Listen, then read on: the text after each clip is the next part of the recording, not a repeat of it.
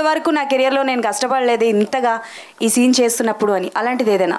Honestly అలా అలా ఏం లేదండి. ఆయన ఎలా ఉంటుందంటే స్క్రిప్ట్ ఇచ్చిన తర్వాత డైలాగులు అయ్యి అంటారు, అంతే డైలాగులు అంటారు.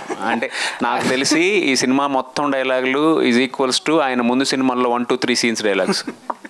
అంటే తెలుగు వచ్చిన ఆయనతో ఏమో తెలుగులో తక్కువ డైలాగులు, తెలుగు రాని ఏమితో ఏమో ఎక్కువ డైలాగులు చెప్పించాం. రాజ్ తరుణ్ గారు, ట్రైలర్లో ఒక డైలాగ్ ఉంది కదా, మగాళ్ళ లైఫ్కి రక్షణ లేకుండా పోయిందండి. మామూలుగా సమాజంలో ఆడవాళ్ళ లైఫ్కి రక్షణ లేదని అంటారు కదా, మీరు దాని రివర్స్లో చెప్పారు ఏంటండి?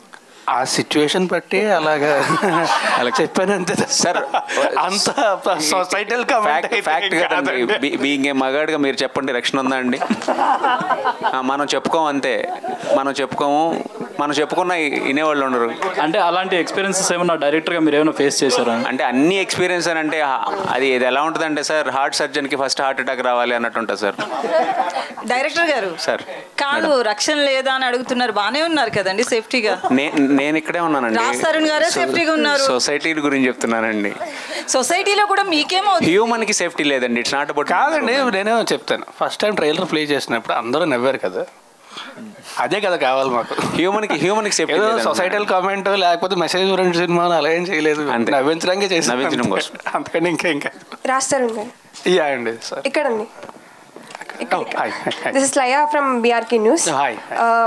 టైటిల్ కూడా చాలా బాగుంది, మీకు తగ్గట్టే ఉంది, భలే ఉన్నాడే అన్నట్టు.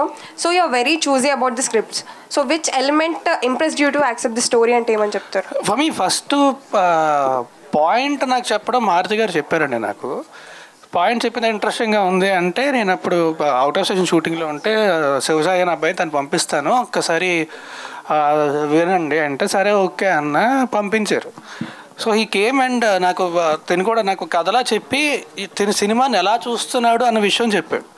సో ఒక 1.5 hour మాట్లాడిన తర్వాత ఇమీడియట్లీ ఐ గాట్ కన్విన్స్డ్. నాకు అంటే ఒకటి పాయింట్ కొత్తగా ఉంది, లైన్ కొత్తగా ఉంది, కథ కొత్తగా ఉంది, అన్నిటికంటే ముఖ్యంగా ఈ వ్యక్తి ఈ సినిమాని ప్రాపర్గా ఎక్కడ గీత దాటకుండా చాలా అద్భుతంగా తీయగలడని నమ్మకం వచ్చింది నాకు. So immediately I said yes.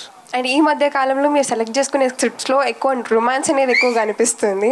So దాని గురించి పురుషోత్తముడు సినిమాలో రొమాన్స్ ఎక్కడ? Hi Raj. This is Rani. Hi.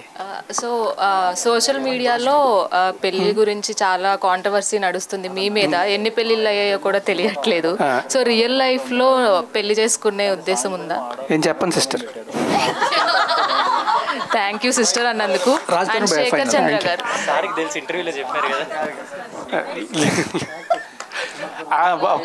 Dialogue కుదురుతుంది కదా అని చెప్పి ఏదో ఊరికే అంతే తప్ప. నాకు ఇచ్చిన ఇంటర్వ్యూలో నువ్వు చెప్పావు నాకు పెళ్ళొద్దండి బాబు అని కన్ఫర్మ్ చేసావు.